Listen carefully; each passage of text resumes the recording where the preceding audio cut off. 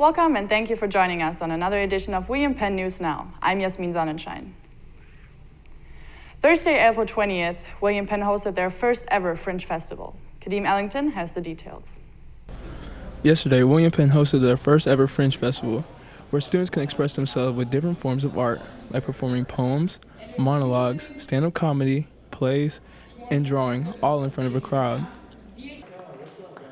I was able to talk with the Fringe Festival's planner, Andy McGuire, on what he plans on accomplishing with the festival. Our goal was to have something where students can organize kind of what they want out of production and bring that in. So a Fringe Festival is usually something that is very, has a wide variety of a lot of different acts that are designed by whoever the performers are. And so this gives an opportunity for students at Penn, and there are a lot that I've met from classes and things that I've been involved in who have a wide variety of talents, and this is kind of a place for them to showcase what they want to bring to the table, whether it's something performing like theater or something that is more like poetry, that's spoken word, or singing or art or whatever it is. It's a chance to bring a lot of different mediums together in one place.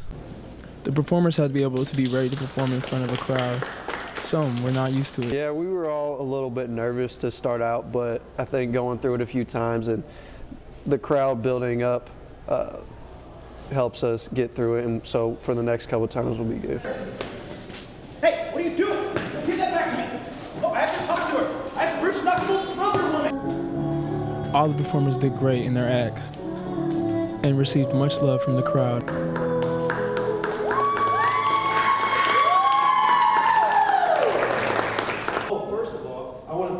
Penn for giving us the most convenient spot in the entire class facility. Right here. Not in the gym, not in the theater on the third floor, but no, right in the dungeon of the Hall of Fame facility right here.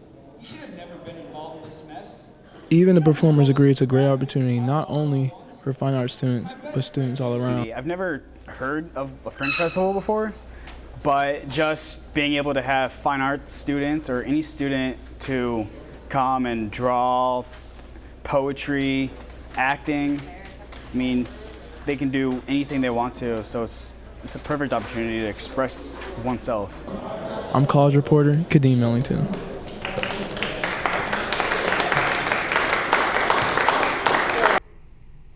The talents that performed were very interesting for the audience. Because of this positive feedback, McGuire says he will do another festival next year. Politics is a sensitive topic, and it is often controversial. The Penn students' body is very diverse and therefore full of different opinions and views. We wanted to find out about the students' involvement in politics and what they think would make politics more interesting. Politics affect everyone within society. However, many students are not involved in politics, even though our society considers them an essential part for the future. I interviewed many Penn students and asked them about their political viewpoints. I think it's good to stay informed. Got to know how know where the world's going, you know. Are you following politics? I do not. Yes. No, not really. Yes. I'm not following politics. I think nowadays people just don't think their vote necessarily has an opinion on things. I think it matters what goes on in our country and who it affects. Not many. There's a lot of students I know that just simply don't care. Because their priorities are not really there yet at this young age. The whole thing's messy, and I don't necessarily. I think everything's kind of all messed up. I feel like it's just too much sometimes. Okay. People get too wrapped up and they want to be very argumentative. Because they feel disconnected from the people who are in power. It affects every part and aspect of our country, and if you're not involved, you don't get to complain when something bad goes wrong, and when we got to be kind of that filter to stop anything negative from happening to the communities that we care about.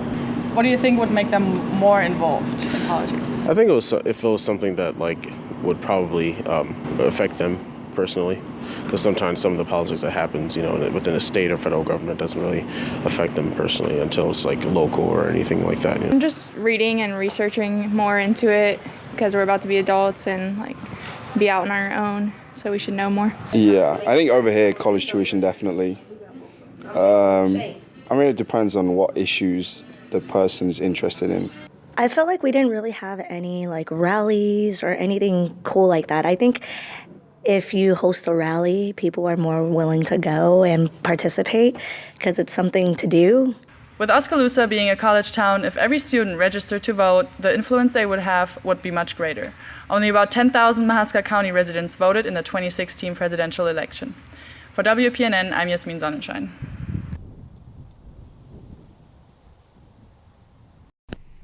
The William Penn University's social media class students have once again started the Break the Wall campaign. It is the 5th year of the campaign as students hope to continue to educate people about the effects of cyberbullying. Students share solutions to handle the negative energy surrounding various types of social media. The campaign highlighted by one major event coming up next week. On April 30th from 2 to 4 p.m., the campaign will be hosting an event at the Oskaloosa Smoky Row. There will be a guest speaker who will talk about the effects of cyberbullying and ways to protect yourself against cyberbullying. At the end of this event, there will be a question and answer session where the public will be able to ask questions. The end of the semester and graduation are just around the corner, and many Penn students are completing the final stretch of semester-long projects. WPNN's Sabrina Bryant has the story. April 20th was a big day for some Penn students. The Student Research and Creative Arts Symposium was held on the PAC courts from 10 a.m. to 2 p.m. Topics had a wide variety, ranging from the long-term effects of sexual abuse in children to weekly mile measurements and times in track athletes. Well, last year I had a teammate that worked with, I think, pre-workout, and so then I drink a lot of Red Bull and I drink coffee as well, so I wanted to see if there's any difference in a time through a maze. I've been working on this project for about a month. It took me about a week to come up with the idea, and then got my materials, and then it took me 2 weeks to test my theory. And then it took me a couple days to finish my poster and all my paper. I decided to study herb to fauna diversity in oak savanna restoration sites. The reason I decided to study that is because historically Iowa was mostly tall grass prairie and oak savanna, and now those are the two rarest ecosystems on the planet.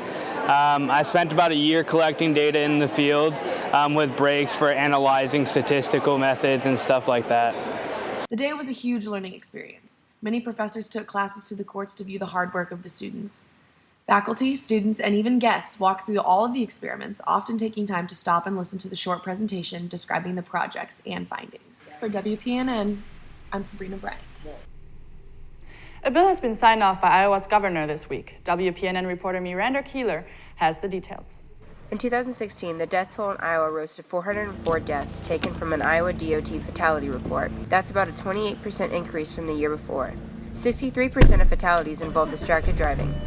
Texting or phone usage contributes to this total. Students and faculty at William Penn have mixed confessions to grabbing their phone behind the wheel. I do text and drive. Yes, when no one else is in the car. On occasion. I normally try not to, just because I know that they're really rough about it back home and they try to catch people, but sometimes it happens anyway. A new law has just been signed off by Governor Branstad. It goes into effect on July 1st. This new Iowa driving law will allow officers to pull over drivers that are on their phone. Phone usage behind the wheel will be considered a primary driving offense. Students and residents of Iowa can see this taking effect over the summer, which will affect students that reside in Iowa, staying over the summer, and those that return in the fall. Though Iowa is a little behind the curve with tougher driving laws, many voice their opinions about this addition. Comparing the laws here to the ones back home in California, I can definitely tell that they're not as strict with that kind of thing, but I think it's because Iowa's smaller. Back home in the Bay Area, there's tons of people and crazy drivers, so they definitely want to crack down more and keep everyone safe. I mean, obviously I saw a statistic, I don't know what it was, but there was a lot of deaths in last year, and car accidents were up in Iowa, and they said a lot of it was due to texting. So obviously, it needs to happen. Absolutely. It's a deterrent. Stow your phone in a glove box or compartment while driving, and think twice before replying to that next text. For WPNN College Reporter, I'm Miranda Keeler. And please remember, this law goes into effect over the summer, so those returning in the fall, be mindful behind the wheel. We'll be back after this short break. Here are some upcoming events you can look forward to.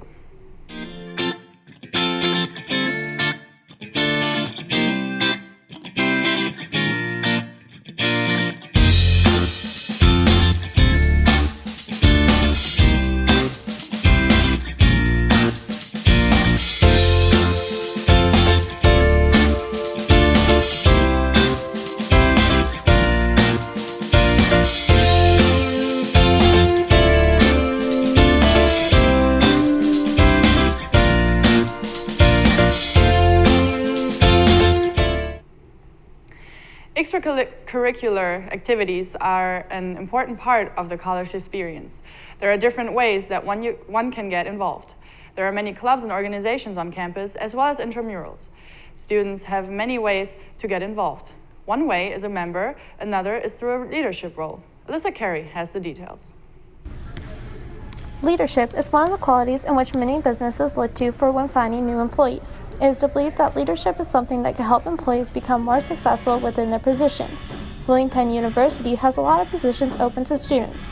Being a smaller university allows for students to be able to take more advantage of these leadership opportunities. Senior Miranda Keeler has developed herself into a leader. Keeler is not only a member of the women's golf team, but is also on the Penn Zone Committee, staff reporter, and director of the Media Club, which puts her in charge of video, newspaper, and a club of about 40 members. A leader in Keeler's eyes is driven, that is dedicated, that finds passion in the smallest things. Even if it's a silly or dumb task, they motivate whoever's below them or on their team. Keeler does not believe she is meant to be a leader. Why? I feel like I didn't want to become a leader. I feel like I was kind of thrown in that position. I've always been very headstrong and motivated. I'm very self-motivated and self-driven to get things done. Amanda Nance is another one of the students on campus that is taking advantage of these roles. Nance is involved in everything that has to do with the music department. She is also a student ambassador, an RA in the Market Street dorms, member of the Social Behavioral Science Club, and is involved in student government. Nance is also the next president of student. I am Amanda Nance, and I am the event coordinator for SGA. Okay. I look to involve students as much as possible. So by doing that, we have events and programming those events and getting those events together, doing all the grunt work. Government for the 2017-2018 year. If we dive more into SGA on campus, it is easy to see that 6 out of 7 members are female students who are also in charge of other clubs this year. This has been the trend for SGA in years past. The 2017-2018 year will be no different.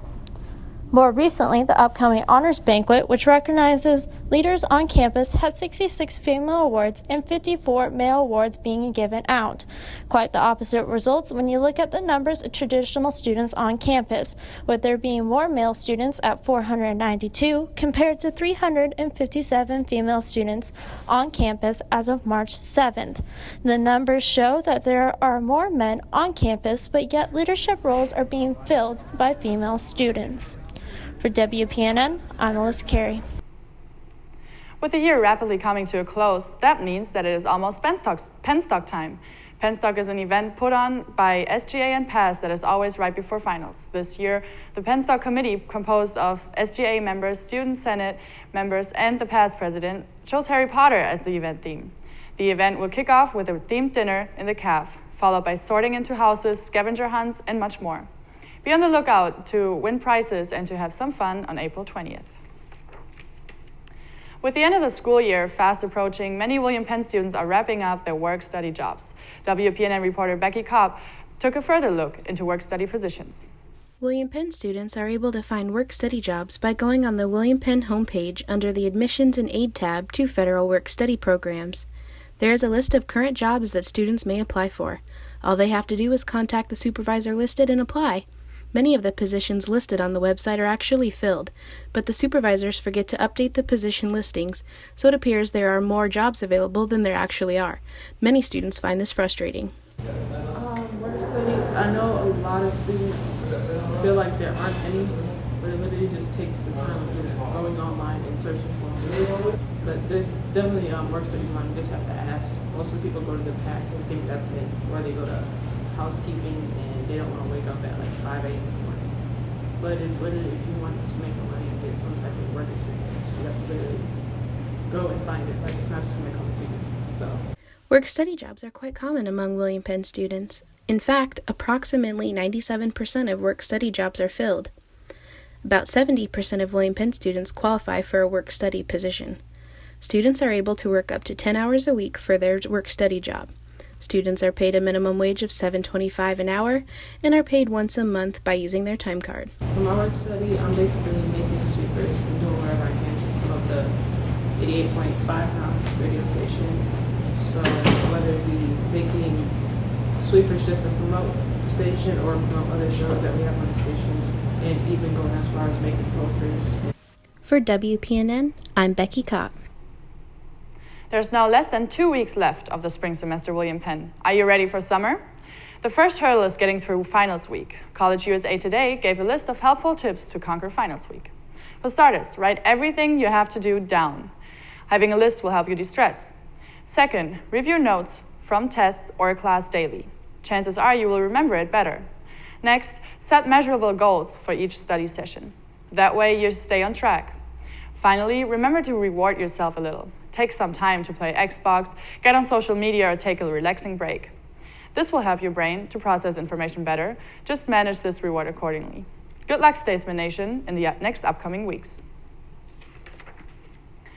And if the thought of the next few weeks and upcoming finals have you bogged down, head out to the Oskaloosa Downtown Square tomorrow, Saturday, April 22nd, for the annual Chalk the Walk event. This year, the William Penn Media Club partnered with United Way of Mahaska County. All artists, young or old, are welcome to attend. Squares are $10 and school supply donations are being taken on the day of the event. All donations will go toward Operation Backpack.